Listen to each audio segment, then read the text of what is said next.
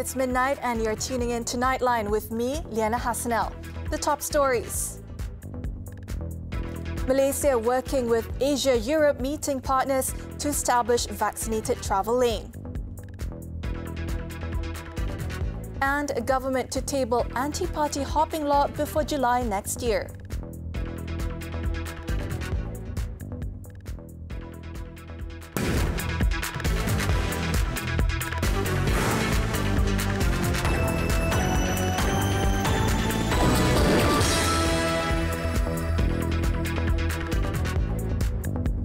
Good morning. Malaysia is currently working with a few countries in the Asia-Europe meeting, ASEM, to establish the Vaccinated Travel Lane, VTL. Prime Minister Datuk Seri Ismail Sabri Yaakob said the move would be beneficial on the path of socio-economic recovery, not just for Malaysia, but also globally. He said at the moment, Malaysia was working with Indonesia to establish the VTL, while Malaysia and Singapore will simultaneously launch both its air and land VTL between both countries next Monday. Datuk Seri Ismail Sabri said he hoped the resumption of people movement between countries would help boost economies, resuscitate livelihoods and refresh people-to-people contact. He said despite the negative impacts the COVID-19 pandemic has presented the world with opportunities.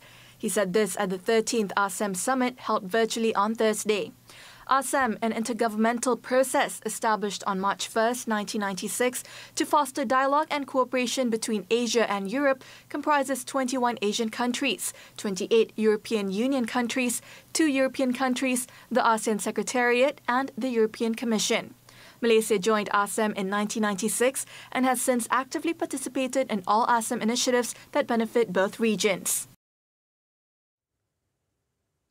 The government plans to table legislation related to the AntiPartyhopping Bill and the law to limit a Prime Minister's term to 10 years in Parliament before July next year. Minister in the Prime Minister's Department for Parliament and Law, Datuk Seri Wan Junaidi Tuanku Jaafar, said both matters require further detailed study and engagement sessions. For the legislature limiting the PM's tenure, Datuk Seri Wan Junaidi said the Legal Affairs Division of the Prime Minister's Department, BHEUU, along with the Attorney General, will be submitting their preliminary findings latest by this month's end. Mesyuarat telah diadakan pada 30 September juga melibatkan Bahayu, Jabatan Program Negara dan kepentingan pihak lain berkepentingan untuk berbincang persoalan dasar timbul daripada pelaksanaan cadangan ini. Mesyuarat bersetuju bahawa perkara ini perlu dikaji dengan teliti, terutama parameter dan kandungan implikasi pindaan tersebut. Bahayu bersama Jabatan Program Negara dan pihak berkepentingan lain akan mengkaji perkara ini dan dapat preliminary finding akan dikemukakan pada saya juga pada hujung bulan November ini. On the anti-hopping legislature, Datuk Seri Wan Junaidi said a meeting between Pengerang MP Datuk Seri Azalina Othman Said and the heads of political parties will be held in December to obtain their views and to update the government's current stance in regards to the proposed law. He also said that a survey has been developed to obtain views from members of parliament and the public on the legislation, and the survey can be answered until December 7th next year. Meanwhile, Datuk Seri Wan Junaidi said the lowering of voting age from 21 to 18 years or Undi 18 and automatic voter registration will be implemented before December 31st. He said the implementation of Undi 18 and automatic voter registration is based on a cabinet decision and that of the Kuching High Court on September 3rd. Bagi Undi 18, kita tidak ada pilihan sebenarnya. Kita tidak ada pilihan. Rang undang-undang ini mesti dilaksanakan sebelum tamatnya persidangan ini. Oleh kerana Hakim telah menetapkan kalau kita tidak laksanakan, maknanya Perdana Menteri Kerajaan Malaysia akan contempt of court. The Dewan Rakyat will sit until December 16th and the Dewan Negara until December 23rd. The Home Ministry has proposed that people from Bangladesh, the Philippines and Indonesia can be allowed to work as security guards. Its Minister Datuk Seri Hamzah Zainuddin said the government will look into the matter once it has held an engagement session with industry players.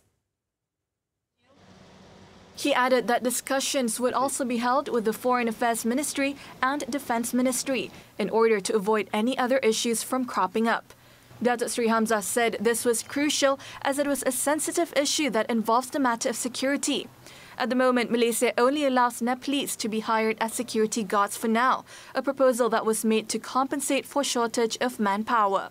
Datuk Sri Hamzah added that there were also suggestions to take in workers from India as well to work as security guards, and this would require the government to conduct an in-depth study before any decision is made. The government has agreed to provide 200 million ringgit in funds as agri-food loans in an effort to overcome the issue of rising food prices. Prime Minister Datuk Sri Ismail Sabri Yaakob said the funds would provide a zero interest rate in addition to a 6-month moratorium on loan repayments for its recipients. Kita tahu bahan makanan, bahan apa saja yang diimport dari luar negara bergantung kepada harga yang dibeli, yang dijual oleh negara pengeluar. Tetapi insya-Allah kerajaan tidak akan berlepas tangan begitu saja. Kita tidak akan jawab kepada rakyat, kepada nelayan, kepada petani, kepada peternak. Kita tidak akan jawab oleh kerana harga daripada luar tinggi, maka tinggilah harga, jadi tanggunglah. Tanggunglah sendiri. Tidak akan. Besides this, the Prime Minister said the government has also agreed to provide additional allocation of 62 million ringgit through the National Farmers Organisation, NAFAS, to ease the burden of paddy farmers. He said this at the opening ceremony of the 47th National Farmers Organisation, NAFAS Annual General Meeting at Dewan Merdeka World Trade Center in Kuala Lumpur on Thursday night.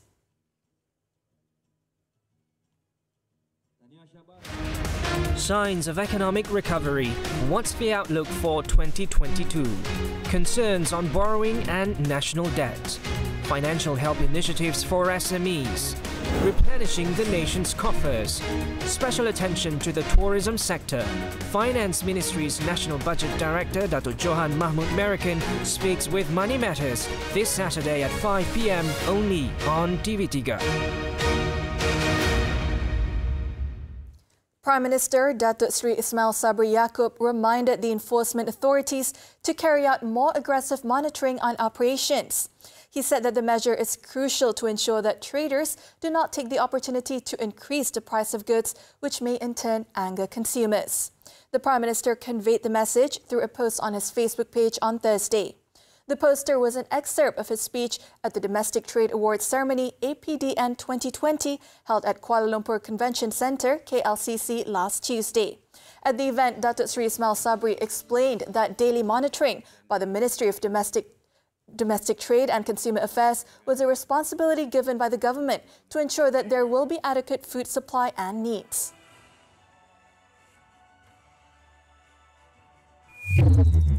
Meanwhile, Domestic Trade and Consumer Affairs Minister Datuk Sri Alexander Nantalinggi said the current price increase in daily necessities such as eggs, chickens and vegetables is due to higher operational costs in the supply chain, which is hoped to be solved in 1 or 2 weeks.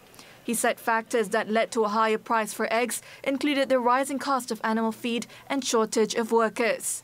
As for the hike in the price of vegetables, he said this was due to the northeast monsoon transition, coupled by floods and landslides in Cameron Highlands recently. He added the prevalent issue of manpower shortage and higher global fertilizer price were also some of the factors that led to the hike.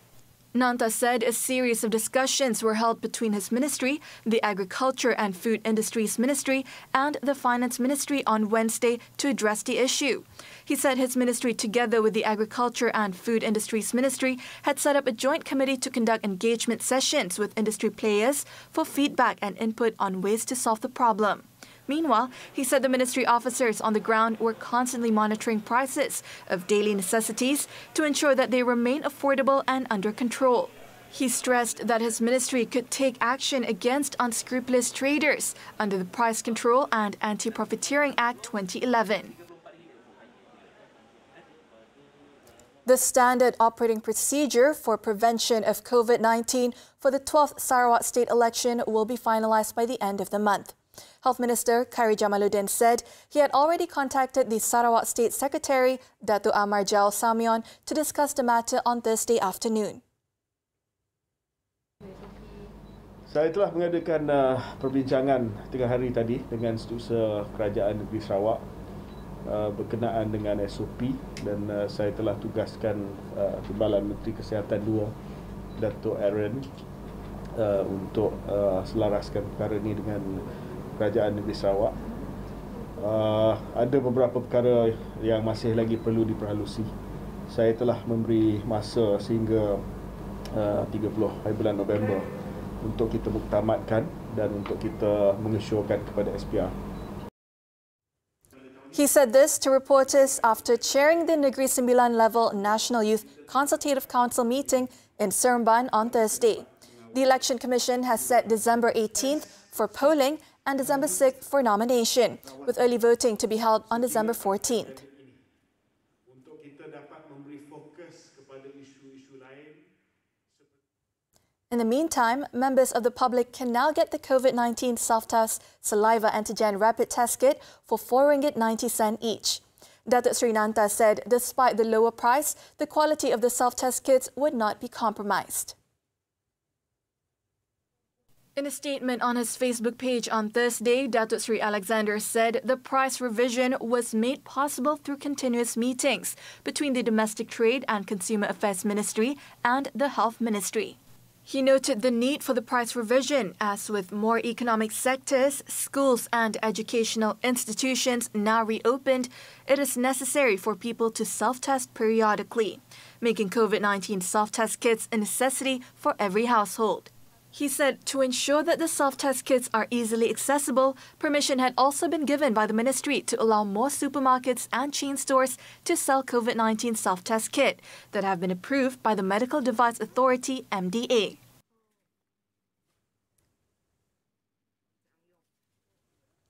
Digital Nasional Berhad (DNB) will charge less than 20 cents per gigabyte GB for 5G service to telecommunication companies. The Malaysian Communications and Multimedia Commission, as the regulator, will ensure the prices set are fair and based on cost recovery, not for generating profit. Saya telah dimaklumkan bahawa proses penetapan harga 5G tersebut hampir dimuktamadkan dan ia amatlah berbeza dan jauh lebih rendah berbanding kos bagi setiap gigabyte 4G oleh syarikat telekomunikasi. In comparison, the charge is cheaper than the current incremental cost per GB of 4G service, produced by telcos at a rate of between 45 cents and 55 cents per GB. The Finance Minister also noted that most importantly, the people will be able to enjoy the expected speed 100 times faster at a very affordable price. At the same time, telcos can maintain their profit margins.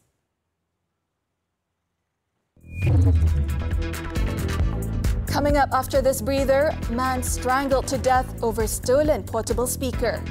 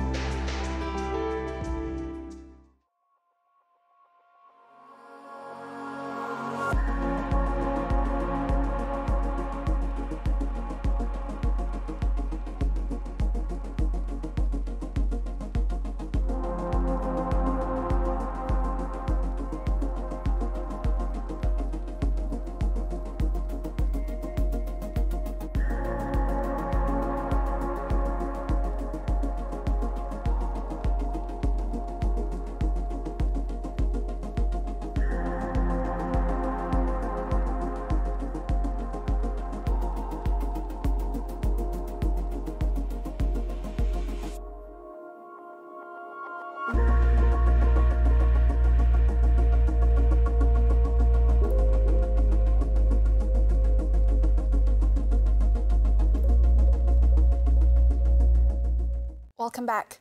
Datuk Seri Ismail Sabri on Thursday issued a strong call for business regulatory reform in the country after Malaysia's business legislation indicator registered a significant drop over the past 10 years. According to the World Competitiveness Yearbook report published by the Institute for Management Development, Datuk Seri Ismail Sabri said the country's business legislation indicator placement dropped from 19th spot in 2010 to 47th this year. The Prime Minister said to move forward and undergo regulatory reform, the country must encourage an adopted evidence-based policy (EBP) approach in the planning, evaluation and monitoring mechanism.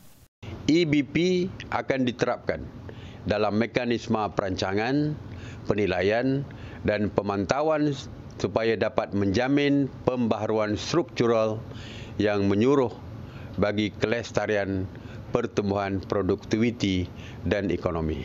He said this in a speech at the virtual launch of the National Conference on Good Regulatory Practices, an event that marked the climax of the GRP month that began on October 25th. Malaysia was placed 25th in Institute for Management Development's World Competitiveness Rankings for 2021, up from 27th spot last year. Under the 12th Malaysia Plan, Malaysia is targeting to rise to among the top 9 economies in the Government Efficiency Sub-Index. Media Prima Berhad posted a net profit of 23.4 million ringgit for the 9 months ended September 30th, 2021, reversing a net loss of 36.2 million ringgit in the comparative period. Group revenue increased 8% to 804.3 million ringgit, backed by stronger advertising revenue supported by its sales arm, Media Prima Omnia. Media Prima Group Chairman Datuk Seri Dr. Syed Hussein Al-Junaid said the group had come a long way to post its 5th consecutive quarterly profit since the 3rd quarter of last year, driven by steady growth in advertising revenue. He said the trajectory of the company's advertising revenue assures confidence that it has made the right decision with Omnia, which will integrate the group's platforms and popular brands as part of its media solutions for advertisers. Datuk Seri Dr. Syed Hussein added that the company remains confident with its performance in view of the rebound in advertising spending. Meanwhile, Media Prima Group Managing Director Rafiq Razali said, barring unforeseen circumstances, Media Prima Berhad is bullish that it will reap the benefits of the initiatives executed at a larger scale next year. Revenue from advertising, newspaper print and distribution and content sales has continued to grow, while commerce revenue is steady amid increasing global competition. He noted that there have also been encouraging signs of recovery across businesses, such as NSTP, which posted its 2nd consecutive quarterly profit. TV3 remains Malaysia's leading television channel and among YouTube's top 10 in terms of subscribers and video views in Malaysia. In content distribution, Media Prima Berhad's shows are among the most watched on streaming platforms in Malaysia. Media Prima said its broadcasting segment posted a higher net profit of 41.0 million ringgit from 17.1 million ringgit for the 9 months ended September 30th, 2021. This is on the back of 326.0 million ringgit in revenue, a 32% increase against the comparative period. Police have arrested 3 men suspected to be involved in the murder of a 29-year-old man at Flat Ashby Road in Sungai Senam, Ipoh, early Thursday morning. The victim, Muhammad Nur Fakih Muhammad Arifin, died after being strangled to death in the 7 a.m. incident. Tapi saya dipahamkan dalam fakta ini sebenarnya suspek tidak berpuas hati sebab mangsa telah mencuri speaker ya. Speaker kepunyaan salah satu suspek tu. So dia jumpa suspek tu dengan speaker berkenaan dan berlaku sedikit pertengkaran dan itu menyebabkan mangsa terbunuhlah kejadian. The victim, who also suffered from mental illness, died at the scene. The suspects, aged between 34 and 60, have been arrested to assist in the investigation. Police also seized a pocket knife which was found at the scene.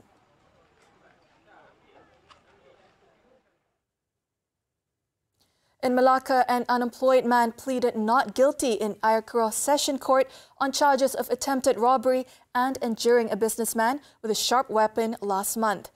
The plea was made by the 38-year-old defendant after the charge was read in front of Judge Elizabeth Bayawan. He was accused of injuring 37-year-old Chu Kong Wang with a pocket knife following a fight. The crime allegedly took place at Buletin, Malacca on October 26th. The defendant was charged under the Penal Code and can be imprisoned for up to 20 years, whipping and fine if convicted. The court allowed the defendant bail 8,000 ringgit and set January 21st as the date for mention and submission of documents.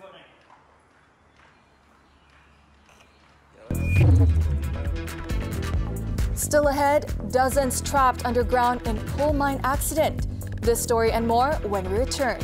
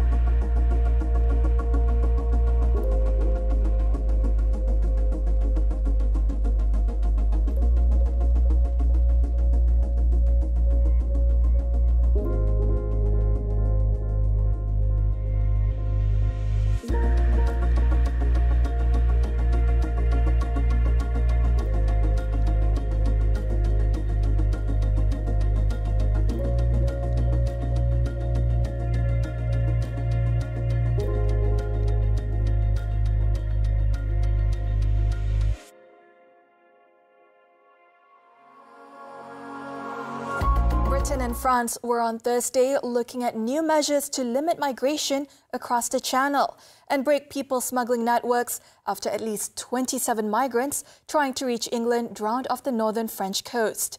This is the deadliest accident since the Channel in 2018 became a hub for migrants from Africa, the Middle East and Asia, who have been increasingly using small boats to reach England from France.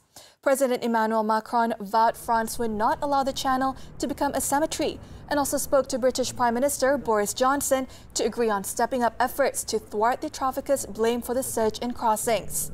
France will hold a crisis meeting on Thursday with ministers to discuss new measures. 17 men, 7 women and 3 minors died when the inflatable boat lost air and took on water off Calais on Wednesday. A manslaughter probe has been opened with 5 suspected traffickers arrested so far.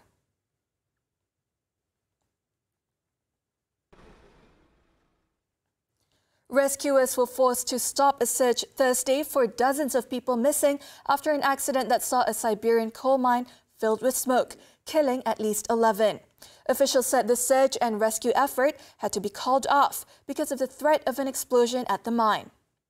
There were 285 people inside the mine, located in the Kamruf region, when coal dust reportedly caught fire and filled the mine with smoke.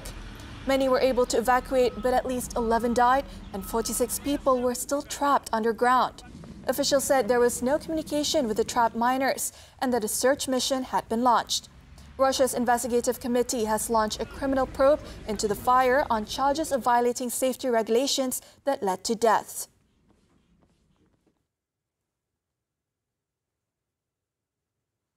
Australia rushed peacekeepers to the Solomon Islands Thursday, hoping to quell riots that threatened to topple the Pacific nation's government and left its capital ablaze.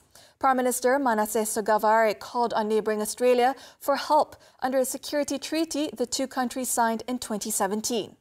The latest bout of unrest began on Wednesday when thousands of protesters besieged Parliament, prompting Sogavare to announce a 36-hour lockdown of Honiara. Banks, schools, police stations, offices and Chinese-owned businesses were among the buildings reportedly torched. Protesters demanding Sogavare to resign are angry over government services, corruption and disputes over the government's move to closely align itself with China. Sogavare said that although the country had been brought to its knees by unrest, he would not resign.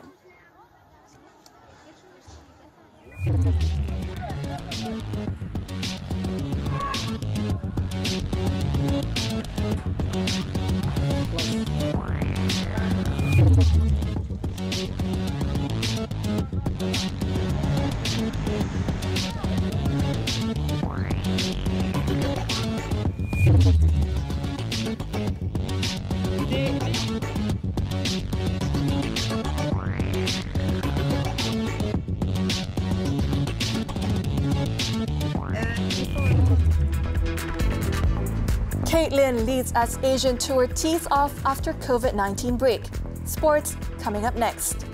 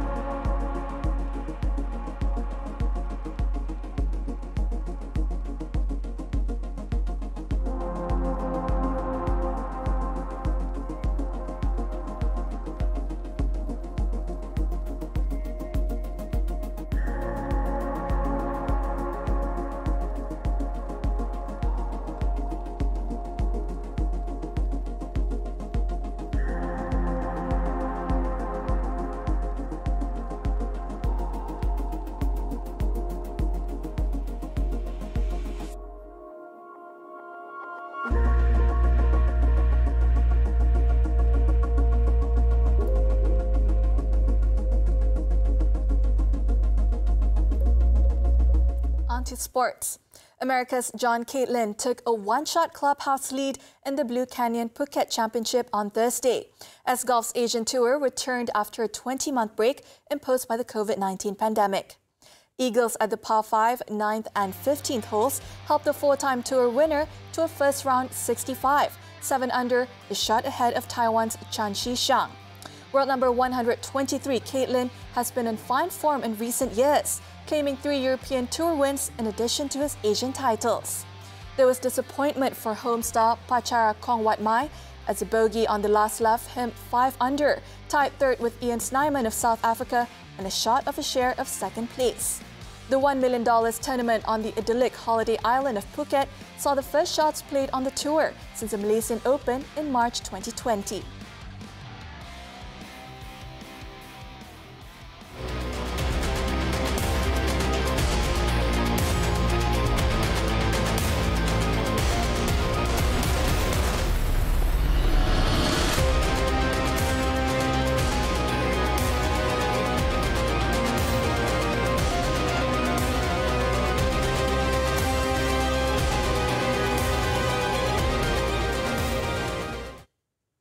The Titanic, Friends, famous coffee house, an igloo and the Berlin Wall, all built with gingerbread. More than 100 gingerbread houses are shown in an architecture museum of Stockholm as the institution organizes its yearly contest dedicated to this traditional holiday treat. We leave you with the visuals as we wrap up Nightline this time around. With that, I'm Liyana Hassanel. Thanks for watching and stay safe, Malaysia.